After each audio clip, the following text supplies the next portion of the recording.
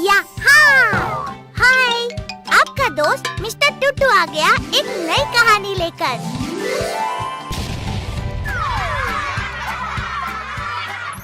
सरन नगर नाम के एक शहर में हरप्रीत नाम का एक आदमी रहता था।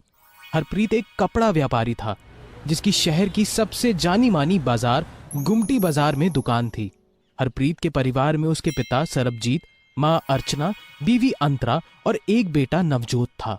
भगवान ने हरप्रीत को सारी खुशियां दी थी जो एक साधारण आदमी चाहता है, एक अच्छी बीवी, एक अच्छा कमाई का जरिया और अपनी गाड़ी।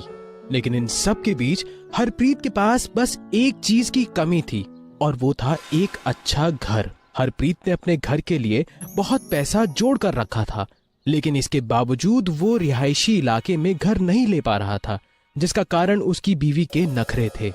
देखो जी, मेरी एक गल सुन लो। मैं नहीं रहना किसी रिहायशी इलाके में।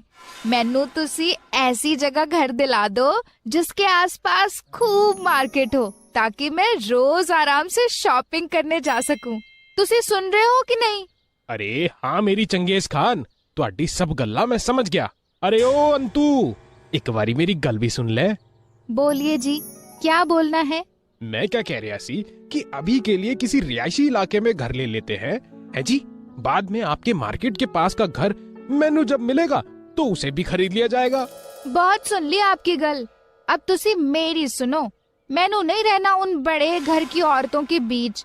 तुसी घर लोगे तो मार्केट के आसपास ही लोगे, नहीं तो मैनू यहीं सड़ना है, पर उस रिहायशी इलाके में रहने नहीं जाना। अपनी बीवी की जिद के आगे हरप्रीत को भी हार माननी पड़ी। हरप्रीत को उदास देखकर उसके पिता सब समझ गए। तू उदास क्यों है पुत्र? अब जब बहू का इतना मन है तो देख लेना मार्केट के आसपास कोई घर। बहू घर की लक्ष्मी होती है, उसकी भी बात सुन ले। जी पापा जी, मैं देखता हूँ। अपनी बीवी के कहे मुताबिक हरप्रीत ने शहर में मार्केट के आसपास घर देखना शुरू कर दिया, लेकिन वही हुआ जिसका हरप्रीत को सबसे ज्यादा डर था। असल में शहर में हर बड़े बाजार के आसपास कोई भी घर बिकने वाला नहीं था। जितने भी घर बिकने वाले थे वो सब पहले ही बिक चुके थे। हार मानकर हरप्रीत फिर अंतरा के पास गया। अंतु, उसे मेरी बात तो समझने की कोशिश करो। मैंने हर बड़ी मार्केट के आसपास मकान छान मारे, मैंने कोई भी ऐसा मकान नहीं मिला जो बिकने लायक हो। मेरी बात मान, अभी के लिए रिहायशी इलाके में घर ले लेते हैं। लेकिन अंतरा को लगा कि हरप्रीत घर ना लेने के लिए उससे तरह तरह के बहाने बना रहा है, इसलिए अंतरा गुस्सा हो गई और बिना कुछ कहे अपने कमरे में चली गई। हरप्रीत को समझ नहीं आ रहा था कि अब वो करे भी तो क्या करे। खैर, हरप्रीत को अपनी दुकान पर भी जाना था, इसलिए घर की चिंता में डूबा अपनी दुकान पर पहुंचा। अपने नौकर को बुलाकर उसने हिसाब की देखरेख की और नए माल का ऑर्डर दे दिया। या जी, क्या हुआ? आज मूड कुछ ऑफ सा लग रहा है। अरे तेनू की बताऊं, मेरी बीवी को ना शहर के रिहायशी इलाके की जगह किसी बड़े मार्केट के आसपास घर लेना है। अब उसे कैसे समझाऊं कि मार्केट के आसपास कोई घर है ही नहीं बिकने के लिए। अरे बस भैया जी, इतनी सी बात। अरे इस काम के लिए तो मुझे याद किया होता। अच्छा, तू क्या कोई मकान जेब में लेके घूम रहा है क्या? मैनू ज्ञान दे रहा है। अरे भैया जी, बात तो समझो। मैं एक मकान जानता हूँ जो इस मार्केट के पास भी है और रिहायशी इलाके में मकान की तरह अच्छा भी बना हुआ है। अच्छा, कितने है वो मकान? आइए भैया जी, मुझे मेरे घर के पास ले चलिए, मैं दिखाता हूँ आपको। हरप्रीत उस नौकर को गाड़ी पर बिठाकर अपने घर के पास तक ले गया और फिर अपने नौकर के बताए गए रास्ते पर गाड़ी चलाता रहा। थोड़ी ही देर में हरप्रीत एक बहुत ही बड़े और अच्छे मकान के सामने आकर रुक गया। क्यों, यही है मकान? जी भैया जी, यही है। सरदाना फूड चेन के मालिक का घर था ये, लेकिन उनकी बीवी को किसी रिहायशी इलाके में रहना था, इसलिए इसे डीलर को बेचकर दोनों मियाँ बीवी दिल्ली रहने चले गए। आप डीलर से बात करके जल्द से जल्द इसे खरीद लो, नहीं तो कोई और खरीद लेगा। हरप्रीत ने बिना देर किए इस मकान की डीलर से उसी दिन बात कर ली और 45 लाख में सौदा पक्का कर लिया। घर आकर हरप्रीत ने जब इस बारे में अपनी बीवी अंतरा और अपने परिवार के बाकी लोगों को बताया तो वो फूले ना समाये और अंतरा तो खुशी के मारे पागल सी हो गई कि हरप्रीत ने उसकी पसंद का घर लिया है। अगले दिन डीलर से चाबी लेकर हरप्रीत उस घर को अंदर से देखने गया। 3 मंजिला उस मकान की एक एक मंजिल को देखते हुए जब हरप्रीत उसकी छत पर पहुंचा तो देखा कि वहां पर एक बरसाती बनी हुई है और उसका दरवाजा अंदर से बंद है। शक होने पर हरप्रीत ने जाकर उस दरवाजे को खटखटाया तो अंदर से एक औरत बाहर निकली। अरे तुसी कौन हो? ये मकान तो इतने टाइम से खाली पड़ा हुआ है, तुसी यहाँ क्या कर रहे हो? चोर हो? पुलिस को बुलाऊं मैं? नहीं नहीं मालिक, कैसी बात करते हो? मैं सरदाना साहब की नौकरानी हूँ। उनके जाने के बाद कहीं रहने का ठिकाना नहीं था, इसीलिए इसी बरसात में इतने दिनों से गुमनामी में रह रही हूँ। आप कहिए तो मैं मुफ्त में आपके लिए काम कर दूंगी, लेकिन मुझे यहाँ बरसाती से मत निकालिए। ठीक है, लेकिन अच्छे से काम करना, नहीं तो तुरंत यहाँ से निकाल दूंगा।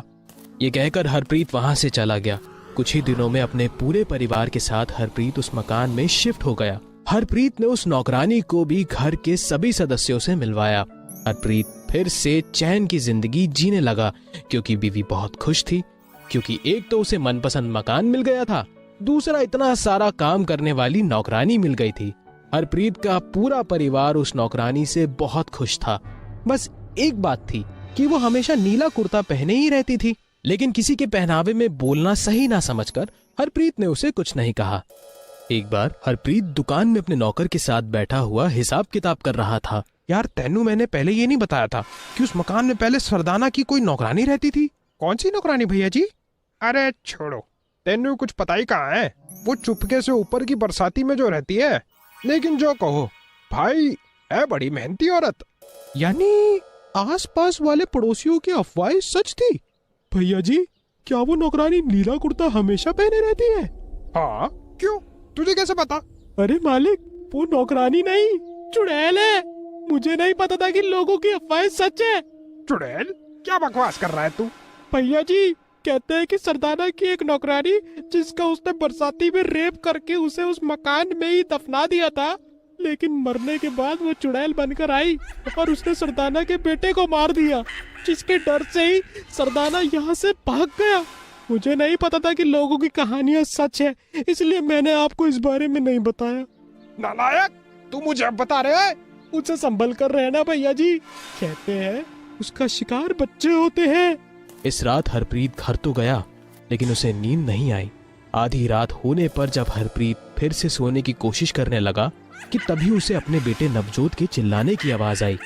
भागता भागता जब वो उसके कमरे में पहुंचा तो पाया कि वो नौकरानी अपने चुड़ैल के रूप में उसके बेटे का गला दबा रही थी। आनन फानन में हरप्रीत ने अपने फर्श में लगी बाहर गुरुजी की फोटो निकाली और उस चुड़ैल के सर पर चिपका दी। अचानक उस फोटो से एक चमक उठी, उससे वो नौकरानी जलकर खाक हो गई। हरप्रीत ने बेटे को अपने गले से लगा लिया।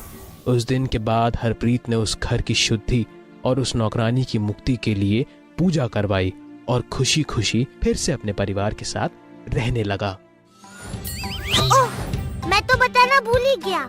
ये कहानी आपको अच्छी लगी तो वीडियो को लाइक, कमेंट और शेयर कर दो। अच्छा, फिर आऊँगा एक नई कहानी के साथ।